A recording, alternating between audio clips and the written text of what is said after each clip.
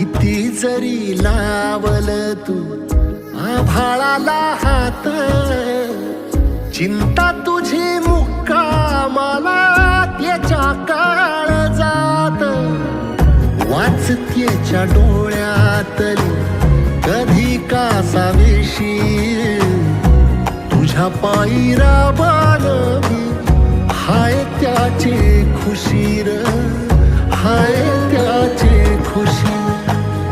घडीभर तू थांब जरा, ऐक त्याची धापर, लई अवघड हाय गड्या उमगाया बापर, उमगाया